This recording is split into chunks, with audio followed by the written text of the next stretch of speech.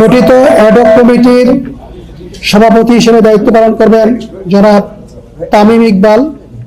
সদস্য হিসেবে থাকবেন জনাব ফাহিম সিনহা, জনাব রফিকুল ইসলাম বাবু, জনাব সালমান ইস্পাহানি, জনাব তানজিল চৌধুরী, জনাব আথার আলী খান, জনাব মিনহাজুল আবেদিন নান্নু, জনাব ইসরাফিল খসরু, জনাব সৈয়দ ইব্রাহিম আহমেদ, জনাব মির্জা ইয়াসির আব্বাস এবং জনাবা রাসনা ইমাম।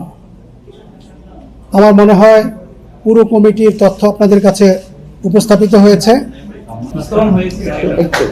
এটাকে বাস্তবায়িত হিসেবেই বিবেচনা করতে হবে, কারণ আমরা ইতোমধ্যেই সবগুলো বিষয় উল্লেখ করে আইসিসিকে কমিটি ভেঙে দেওয়ার সিদ্ধান্তটি জানিয়েছি এবং একই সাথে অ্যাডহক কমিটি গঠনের সিদ্ধান্ত জানানো হয়েছে। আমরা বিশ্বাস করি আইসিসি নিশ্চিতভাবে যে সকল অনিয়মের কারণে কমিটি ভেঙে দেওয়া হয়েছে এবং যে জন্য নতুন কমিটি গঠন করা হয়েছে তাতে একমত আছে। অ্যাডহক কমিটি গঠনের বিষয়ে বিস্তারিত জানেন। স্পষ্টভাবে বলা হয়েছে অ্যাডহক কমিটি একটি নতুন নির্বাচিত কমিটির কাছে দায়িত্ব অর্পণ করবে এবং আপনারা এটাও দেখেছেন অনেকগুলো সুপারিশ এসেছে। আগামী 3 মাসের মধ্যে ওই সুপারিশগুলোকে যতদূর সম্ভব বিবেচনায় নিয়ে নির্বাচিত কমিটি উপহার দেওয়া হবে।